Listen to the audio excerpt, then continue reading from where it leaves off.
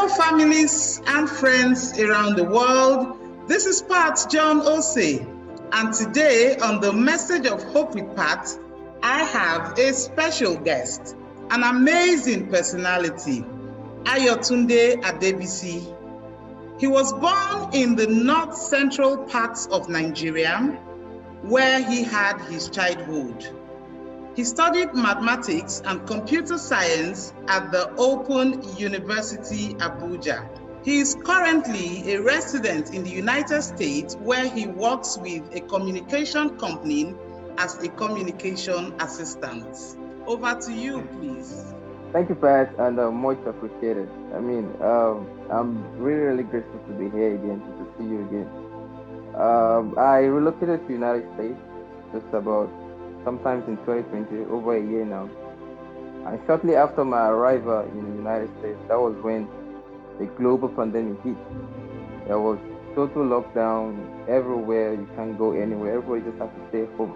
So that moment was actually the most terrifying moment of my life because I've never experienced such thing. So at that point in life, at that point of my life was when before coming to the United States, I already planned and envisioned what I needed to do. But yeah, I was in the United States, not doing anything, just staying home. So as a result of that, I suffered kind of psychological effect staying back home because I was always on the move back home in Nigeria. That same moment was when the Black Lives Matter was trending all over. But when I saw the movement Black Lives Matter, I really couldn't relate to it. I couldn't understand. I was like, why would someone name a movement Black Lives Matter? When the war started opening up and I started moving around a lot more, then I could relate to what was going on. I could relate with what racism was all about. If you are black, racism comes in different ways. It comes in different ways, and I've experienced all kinds. I'm going to share the recent one that happened to me, or two recent ones that happened to me. I was at a gas station, and the moment I pulled up at the gas station, this white guy just walked up to me. I actually felt, he wanted to extend a hand of friendship towards me. So he walked up to me and said, "Hey man, where are you from?" I told him where I was from and the rest of that. He said to me, "So you got a question to ask me?" And I asked him, "What was the question about?" He said to me, "I heard in Africa that you all have lion, elephant, tiger."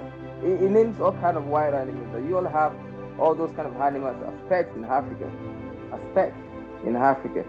He also went there and said, "I also heard that you guys wear animal skin as a kind of clothing in Africa." Now, it sounded kind of funny, but if you look deep, you will see that comment was actually a very racist comment. So I got to work one certain morning and I tried to park my car. Unfortunately for me, the parking lot was full. I couldn't park. And I needed to go park somewhere else. So I drove for about 500 feet from where I work. And I saw a parking space. So as I pulled off my car, there was this white guy who walked up to me and said to me, "Hey, I don't want to see you park there. I should leave immediately." I asked him, "Why do I have to leave? I just want to park and go to work." He said, "No, you got to leave." I asked him again, "Why do I have to leave?" He said, "You guys just have to leave." Then he said to me, "If you don't leave, I'm going to call the police on you." Well, it hasn't gotten up to that. So I respected his opinion and I drove off. So I was about leaving. I saw another white guy who entered the same parking lot and he allowed him to park. That was when it now dawned on me, okay, because I was actually a black man. But I wasn't mad with that. It is what it is. I haven't said all of this. Here is my message of hope. Whatever you might be around the world and you feel someone is ridiculing you because you're black, I want to tell you something. You don't have to tell the person, you don't have to hate the person, you don't have to tell the person, argue with the person. See, when you know the minds of people you're dealing with, when you know the minds of how they think, it gives you an edge over them.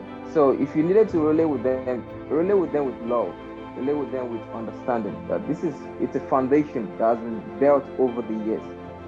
So you can't use hate against hate. It's only love that can take away hate. Thank you so much for having me. Thank you very much, Ayotunde. This is amazing. Honestly, you just can never tell how many people around the world that you must have impacted with these key points that you have just mentioned, particularly relating to showing love. Love conquers everything. I love the way you have talked about don't pay back. Even if anyone tries to show any form of hatred to you, once you are able to show love, then you will be able to conquer. Thank you very much, Ayotunde. I am sure you must have inspired millions of people around the world. Thank you all and stay safe.